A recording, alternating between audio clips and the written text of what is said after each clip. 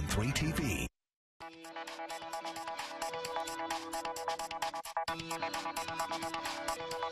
Good evening. I'm political editor Dennis Welch, and this is Politics Unplugged. And tonight we are talking budget. Lawmakers approved a $9.8 billion spending plan, giving more money to teachers, helping universities, and even working in a modest income tax. But what they couldn't do is bring Democrats and Republicans together. And joining us now to talk about that is House Speaker J.D. Mesnard and Minority Leader Rebecca Rios. And I want to start with you, Ms. Rios. Okay. You know, you guys voted against all these budget bills last night. We did. Are you not at risk of putting yourself in a position of what Democrats have been accusing Republicans, at least on the federal level, of being the party of no? No, you think there were a lot of items in each and every bill that there was plenty to dislike about these budgets. And in fact, when I explained my vote at about 4 in the morning, I tried to go through that whole list of items. But I think the most pressing issue for Democrats is that we fought really, really hard for a 4% teacher pay increase, recognizing that that is the #1 priority as we see it, and I think as most Arizonans see it. You know, we're ranked 50th in the nation for teacher salary and 50th in the nation in per pupil funding, and the list goes on and on. So we had worked really hard and tried to engage with the majority on that issue. But you know, the optics of this whole thing is that the Democrats voted against the teacher pay raise. Well, and to that, I would say we have concerns. Is it truly a raise? The way the language is constructed, there are many of us, including the education community, that are saying, you know what, this appears to be more of a temporary bonus or a temporary stipend. It doesn't go to the baseline salary. It's not subject to inflation. It can be taken away at any time. And at the end of the day, it amounts to $9 a week. That's insulting. So once you respond to that, I know that JLBC put out their report saying that this is ongoing spending, that it's not indeed a bonus. Right. But she makes the point there, it's only $9 an hour, or $9 a week extra for teachers out there. We have a problem right now recruiting teachers. There have been some recent reports out there. We've heard as many as 2,000 teacher vacancies now in this state. Is this going to do enough? Well, I think it was a positive step. At the end of the day, we're talking over 2% raise, over $1,000 on average, based on the average teacher salary. So that's $1,000 more than we were before this budget was passed. I think it's a step in the right direction. Obviously, the ongoing issue with teacher retention and longevity is very serious, and so this, I think, is the first step. But it was a significant step, and I was very proud to support this budget. Well, and why couldn't there have been more money in there for a bigger teacher pay raise?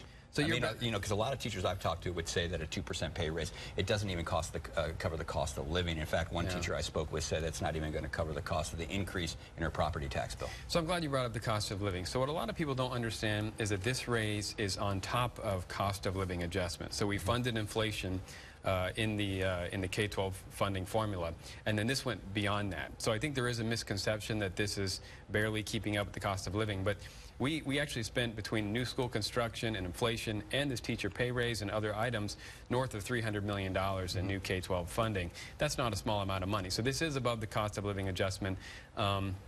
You know, at the end of the day, we want to continue to make incremental steps moving forward. I think $1,000, everyone knows $1,000. That's not chump change, but it's a good first step. Now, you brought up school construction. We're going to be talking a lot about that in the next segment here, because there was a lawsuit that was recently filed against the state regarding that. Now, the money in this budget, I believe, is like $64 million for new school construction. Is that enough? 2 points, though. On the one, it's $1,000 for teachers. It's half of that. It's 1% this year. That's about $470. So it's not $1,000. It's $1,000 over 2 years.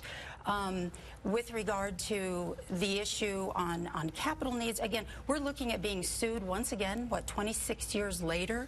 We were sued for this once before. The legislature has continued to underfund. I think over the last decade, we've underfunded public education $4.65 billion.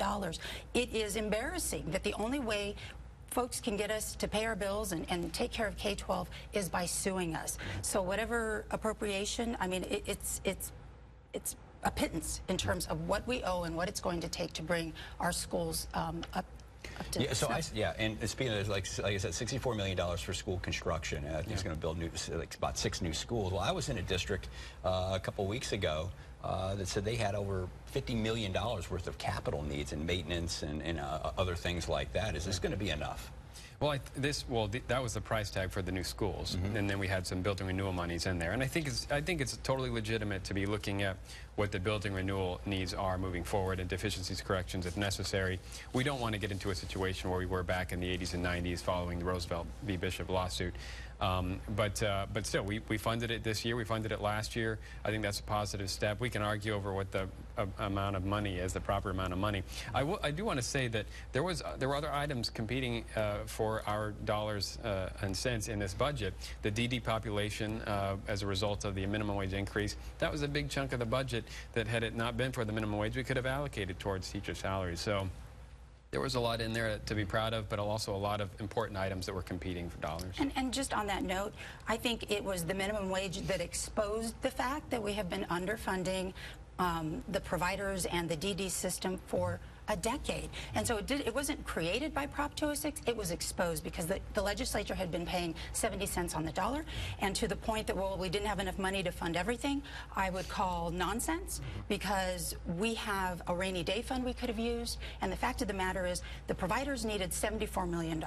The reality is we only pay a third of that. 2/3 of that comes from a federal match, our federal tax dollars that come back. So again, it goes back to priorities. And for me, I don't think that the right issues were prioritized in this budget, nor does the rest of my caucus, and that's why we opposed all of these bills. Again, some people might push back on you and say, like, look, it doesn't appear, if you're voting against these education bills that increase teacher salary, that put more money towards buildings, that they may say, like, well, you're not prioritizing education. You know what? Because I think it takes more than lip service, and we knew better.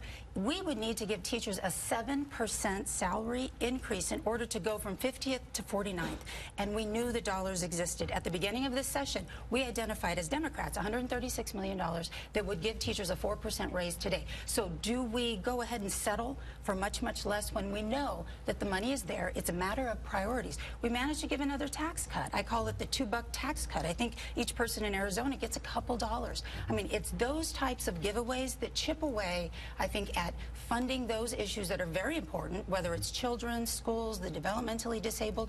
As Democrats, we believe those are our obligation, to take care of those folks before we start giving folks a $2 or $4 tax cut. Yeah, and moving on, another big sticking point here in the budget was this bonding plan for the universities. Now, this is $1 billion that would be going out into the future for the universities to build new facilities and buildings and maintenance and whatnot. Right. Now, Republicans have always been against adding debt, but you're adding $1 billion worth of debt here for new construction on the university level. At the same time, you're facing a lawsuit for underfunding K-12 schools out there. Maybe take us through the thought process on why this was a good idea. So obviously this was a priority for the governor, and this was a product of compromise where we ended up. The idea is we want to be an attractive place for businesses to come. Workforce development is critical to that. This money is going to go towards capital investment for research infrastructure, which we think will, again, bring dollars into this state.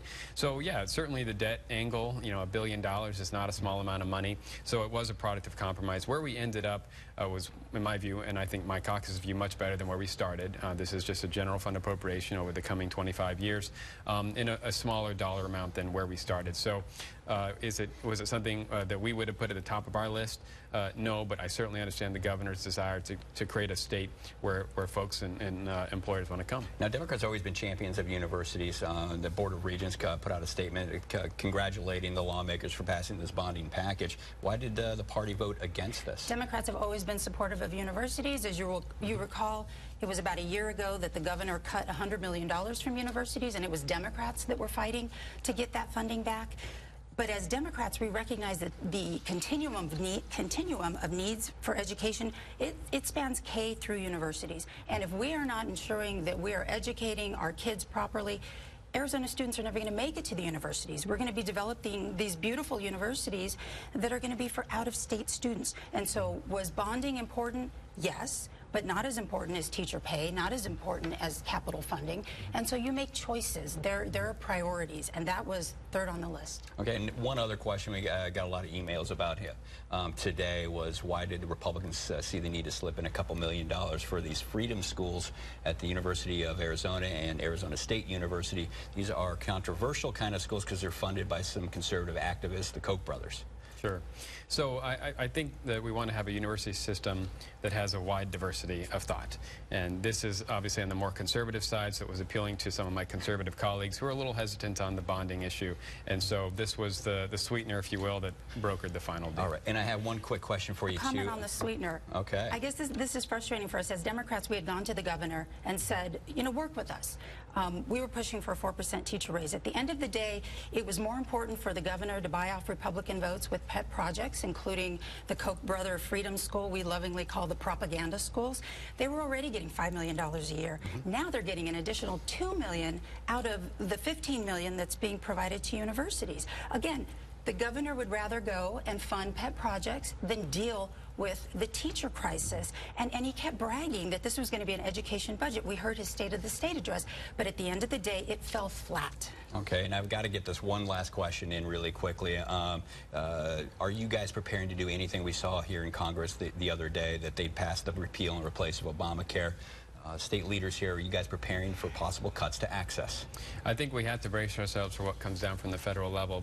And while it was big, what passed out of the House, and we saw how long it took to get to that point, you still got the Senate to deal with, and we have no idea what's coming down the pike. So we're going to brace ourselves and prepare as best we can, but to be honest, I suspect we won't see anything in the immediate future. All right. Well, thanks a lot for stopping by here again, but we're going to take a quick break right now, but we do have more to come here on Politics Unplugged. Coming up next, the new budget calls for more money for teachers, but what about the classrooms themselves? We look at a new lawsuit accusing the state of shortchanging schools when it comes to building and maintenance. And those House votes to repeal and replace Obamacare, but senators say they have a different plan in mind. A closer look at what's next as Congress tries to come up with a prescription for America's healthcare system. Go ahead.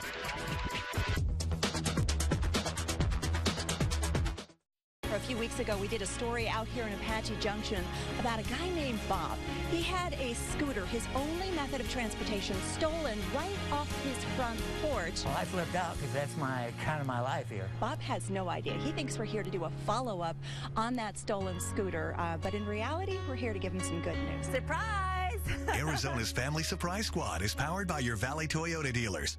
Friday morning at 8, only on 3TV. Come over here and take a look at what we got. Getting hurt in a wreck can ruin your day, but speaking to the insurance company before calling us can ruin your life. Pick up the phone and call us first. We'll deal with the insurance company and make sure you get every dollar you deserve. Call 977-1900. Also handling criminal and DUI defense cases. SNAR-Request got involved with the chamber so that we could understand more about what is going on from a legislative perspective that could impact our business. The high caliber programs that they offer can really help you figure out what you might be able to do better or different to run your business and get better results. I'm Bruce Arians, head coach of the Arizona Cardinals and a cancer survivor. To raise awareness about prevention and encourage early detection, the Arizona Cardinals are once again teaming up with Cancer Treatment Centers of America to bring you a free community-wide skin cancer screening. Cardinals Against Cancer, taking place at University of Phoenix Stadium on May 20th. Call today to schedule your free skin cancer screening. Space is limited. Please join us for Cardinals Against Cancer because early detection saves lives. Will certainly save mine. Where will you be when the dust settles? 911, what is your emergency? How do you feel, sir? CMS, can you take hold of it? Dust storms are a year-round threat in Arizona. Don't ever drive into a dust storm. But if you're caught in one, pull off the roadway, turn your lights off, set the emergency brake, keep your seatbelt on, and wait it out. Where will you be when the dust settles? That's up to you. The dust storm is over. I'll see you in a bit, Mom. Do the smart thing. Do the safe thing. Pull aside. Stay alive.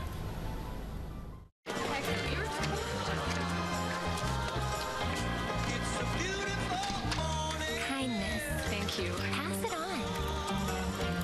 A car wreck can leave your life spinning out of control. You need to get your car fixed and pay medical bills. We're a learner in row. Call us the moment you've been injured. Let us turn your wreck into a check. Call 977-1900. Also handling criminal and DUI defense cases. And welcome back to Politics Unplugged. More on education and a court case that could mean lawmakers are going to need to find more money, a lot more money, for school maintenance. And joining us now is Tim Hogan, Executive Director for the Arizona Center for Law in the Public Interest. And in your organization is one of many saying that, look, the state legislatures, state leaders have been shortchanging schools for years and to the tune of billions of dollars, right? That's right. I mean, you know, we went through this 25 years ago with the very same lawsuit, really, where you had a system of finance for school buildings and facilities that relied almost exclusively on local property tax bases. And that's unfair. It's unfair to taxpayers in low-wealth school districts, unfair to students, unfair to the schools. But we're right back there again because of the state's failure to fund the buildings and facilities that were, you know, approved by the legislature back in 1998. Yeah, and that's an interesting point that you made, is you're saying that, look, because of these funding mechanisms, you're going to have kids in wealthier school districts that people can pay higher property taxes, vote to bond for bigger bonds and whatnot, as opposed to people in lower socioeconomic neighborhoods out there. You're saying that basically this could create like some sort of education caste system. That's right, and the Supreme Court condemned it because the system that we've really got in place now, where you have to go to your tax base and get voters to approve it, that's another issue for some school districts. One of the school districts in our case can't get a bond issue approved by voters. They have a tax base, but voters won't approve it. So yeah, you get to a situation where you've got haves and have-nots, and the Supreme Court decision was designed to eliminate that and say that state, you've got to fund certain minimum standards, and then if school districts want to go above and beyond those standards, they're welcome to off their property tax base. But those minimum standards have to be met through state funding. Now, how bad are some of these schools right now? They can't be that bad, can they? Well, they can be that bad. One of the lead plaintiffs in this case is Glendale Elementary School District that had a couple of schools that were forced to shut down last fall because they have structural integrity issues where clear safety concerns were raised for the students. They've put in a temporary fix, but it's clear that, you know, some of these older schools, and that district has schools dating back to the 60s, I think, need to be completely either eliminated, bulldozed, raised, whatever, and new schools built. Now, I believe, you can correct me here, there's been three prior lawsuits since the early 1990s regarding this issue. So what are lawmakers telling you? What are lawmakers saying as to why they're not paying this money for the hard capital costs? Well, I think I think you heard part of it. Part of it is that they say, well, that we're funding the School Facilities Board, which distributes some capital funds to school districts. But it pales in comparison to the total capital needs that are out there. Glendale Elementary School District has $50 million in current capital needs alone. You know, and I'm not saying every school district's like that in Arizona, but there's 230 school districts. It's hundreds of millions of dollars. Yeah, and I spoke with you on the day that you got announced this lawsuit was moving forward, and we had an interesting conversation about how the state could come up with this kind of money. Because first of all, you're not asking for the whole $2 billion in back pay for the state. Right. What you're asking for is them to start paying up what they should be paying up every year. We're talking about what, $200–300 million.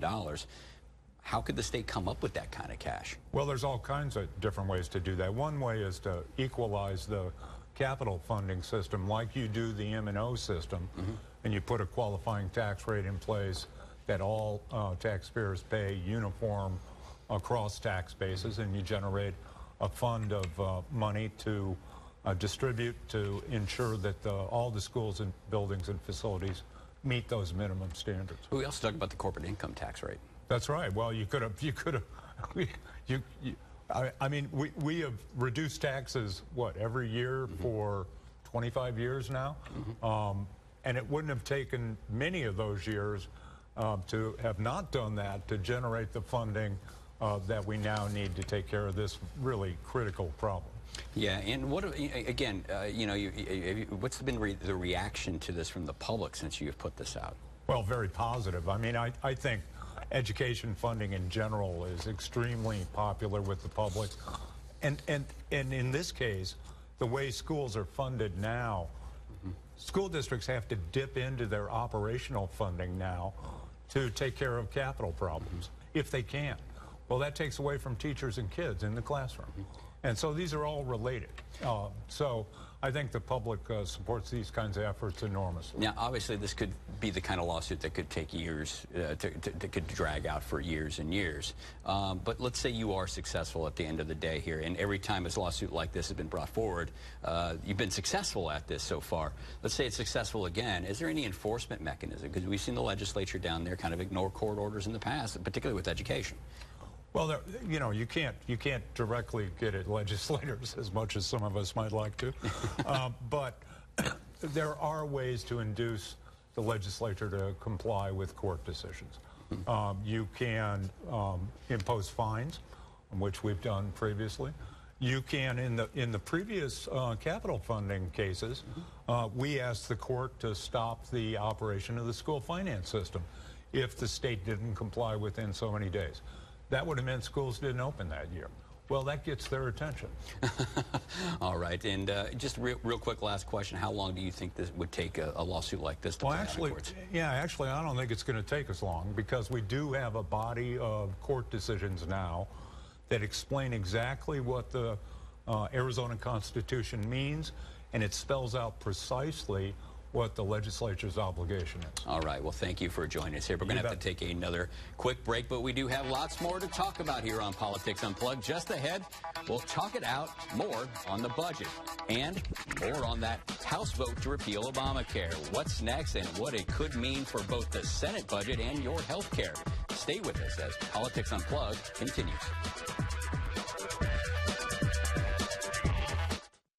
Surprise her on Mother's Day. Dancing emeralds $69, diamond pendants $99, 1 carat $349, half carat rings $399, and 2 carat platinum rings $39.90. Thousands of gifts guaranteed to appraise for double. By Factory Direct, the Jewelry Exchange Phoenix. American Furniture Warehouse makes beautiful homes happen for less every day. Here at AFW, our talented buyers work hard to find you the latest trends in contemporary, traditional, and even vintage styles, all at affordable prices. We carry a large in-stock selection of bedroom collections that will be sure to fit any style and budget. And unlike online retailers, we'll deliver it directly to your door and set it up with our professional delivery service. American Furniture Warehouse. We're making beautiful homes happen for less every day. This is all that was left from my accident. And that wasn't even the worst part. Whew, the pain in my neck and back was gnarly. Nobody plans to be in an accident, but unfortunately they happen. If you're suffering in pain, call Emergency Chiropractic. They will treat you with no deductibles, no copays, and no out-of-pocket costs. And now, I feel great. Emergency Chiropractic, the kind of care you want today. Buckle up.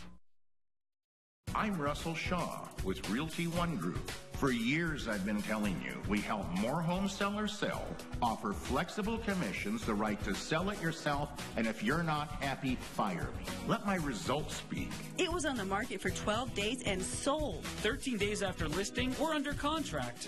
We had a contract in 19 hours. I'm not bragging. I'm applying for a job. I want to be your realtor. Call 602-957-7777. Thank you. Why is Arizonan and world champion log roller Katie Hessler coming into Casino Arizona with her log?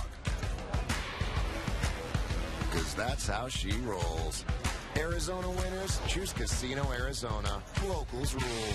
You could be rolling in riches every Wednesday with Lucky Jewels. Pick the Lucky Jewel to win a share of up to $108,000. All that glitters are big winners.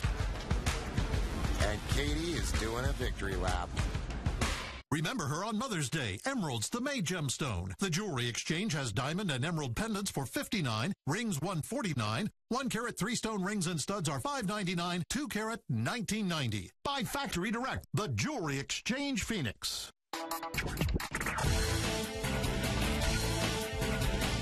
And welcome back to Politics Unplugged. It is now time to talk it out with our partners from First Strategic. And with us today is Marcus DelArtino and Barry Dill. Thank you guys for joining us here. I know it's been a long week with the budget and everything.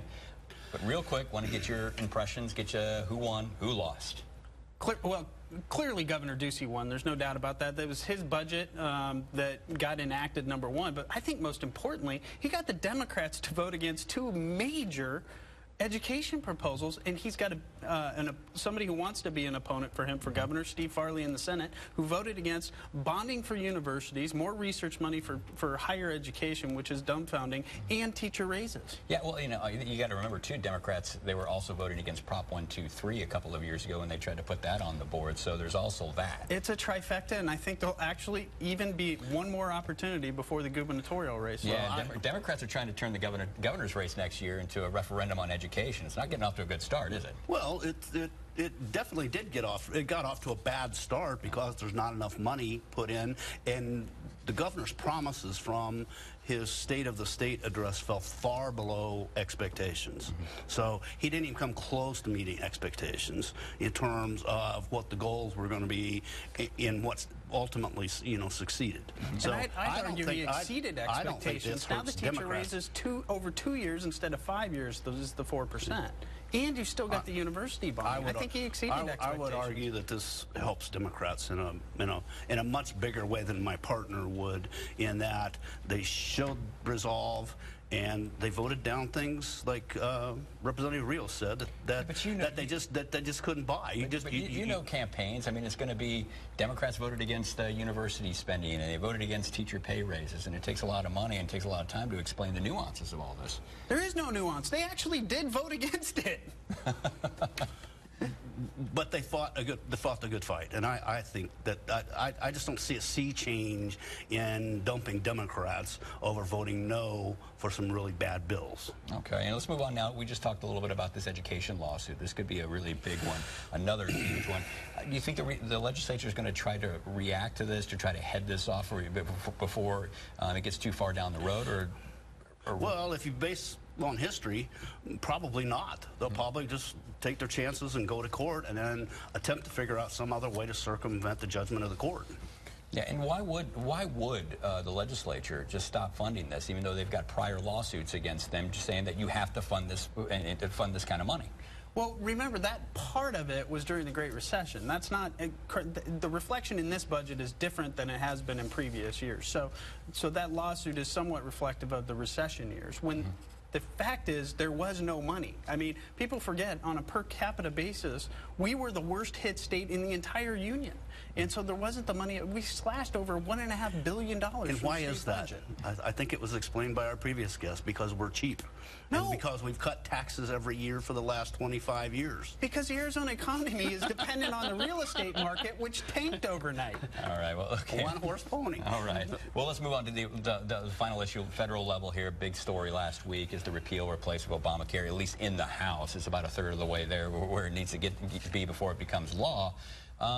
Democrats were kind of taunting their Republicans afterwards, saying this is going to end up costing you elections here in the future. What does this mean for Republicans like Martha McSally here in Arizona? Well, the taunting, I thought, was a little over the top. It's not a professional way, to act, but it's gonna put pressure on. I'll tell you who else besides McSally probably is going to need to worry, and that's going to be Senator Flake, and what side he comes down on, what ultimately will be the Senate side, because he's going to be unpopular no matter which stance he takes. Well, Barry's stealing my line a little bit. He's totally 200% correct, and to some extent this is manna from heaven for Kelly Ward, who's running against him for the Senate. Remember, Kyrsten Sinema is not running against him on the Democratic side. We contended on this show a couple weeks ago. Well, that's not completely true, too, because she's kind of walked that statement back. She is saying that she's just preparing right now to run for her primary. So she's still in the mix here. Okay, I missed the walk back at some point. But his threat has always been on the right, and depending on how this is handled in the Senate, it gives Senator Ward, a lot of momentum. All right. Well, thanks a lot, guys. But that's all the time we have for the show this week. Be sure to tune in next week for more Politics Unplugged. Good night.